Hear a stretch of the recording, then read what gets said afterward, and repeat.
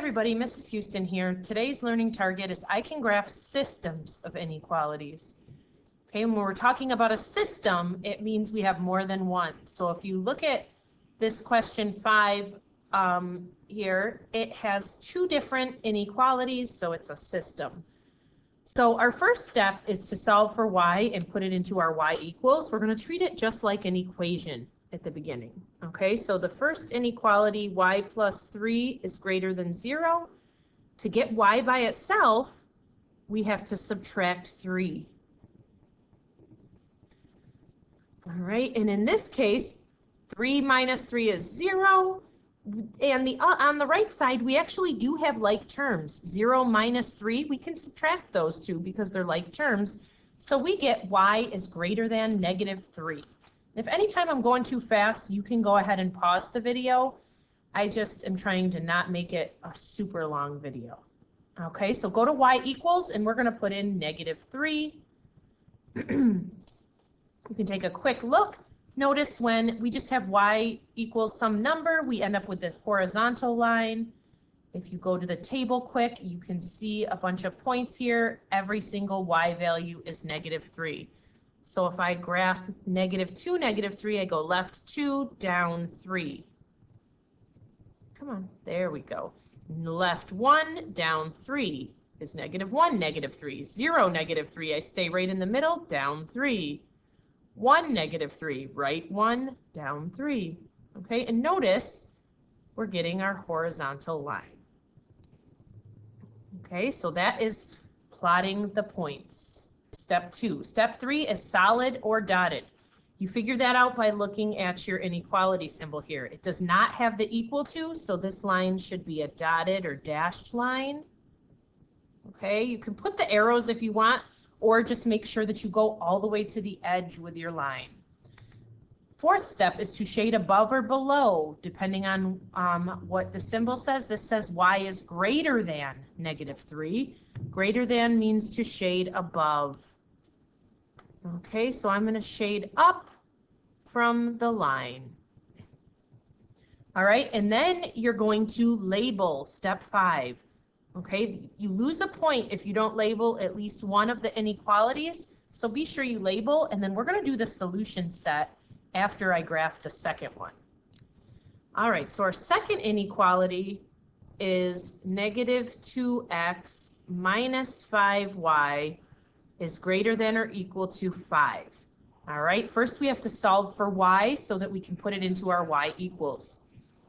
All right, so if I'm getting y by itself, I need to first move the x term to the other side. So I'm going to add 2x to both sides. I'm going to bring down my negative 5y. And notice that here, the x term, the 2 has an x, the 5 does not. So those are not like terms. I can't just combine them this time. So I'm just going to write out 5 plus 2x. Okay, and with this one, we divide to get the y by itself. And notice we're dividing by a negative. Ding, ding, ding. Hopefully that's ringing a bell for you. Whenever we divide by a negative, we have to flip the inequality symbol, okay? Negative 5 divided by negative 5 is 1. And now I'm going to just leave this, whoops.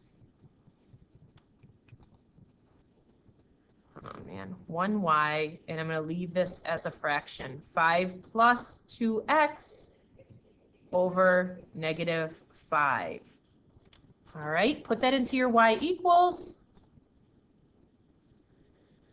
Y equals, clear that out. Remember, to get a fraction, you press alpha, y equals enter. I'm going to put 5 plus 2x on the top, and I'm going to put negative 5 in the bottom. And take a quick look at the picture. That's what you should be looking for when you plot your points. Now, whenever you put fractions in, you'll see fractions in your table. But remember, we're going to be smart and just pick the points that are easiest to plot. So I'm going to go up a little. I see negative 5, 1, left 5, up 1. Should be this point right here. I see 0, -1. I stay right in the middle and just go down 1. And then I'm going to find my next whole number, which is 5, -3. So I go right 5, down 1, 2, 3. Okay, there we go.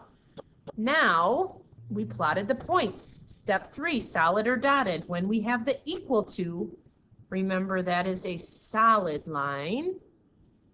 Step 4, shade above or below. This was a less than or equal to, so I'm going to shade below the line.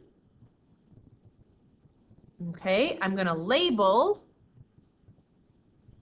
y is less than or equal to 5 plus 2x over -5, putting that right by the end of the line there. And then the solution set is the part where the graphs shading overlap. Okay, so notice up here is only blue. Down here is only green. They overlap in this triangular area here. I'm actually going to highlight the whole thing so you can see. That whole triangle right there is the solution set. Okay, so what we're going to do is we're going to label that with an S. And now I really quickly want to talk about the solution set. If a point is in the solution set, it will be in that area. So like this point right here is in that area. That is a solution. Okay, and let me see, that would be -1, -2.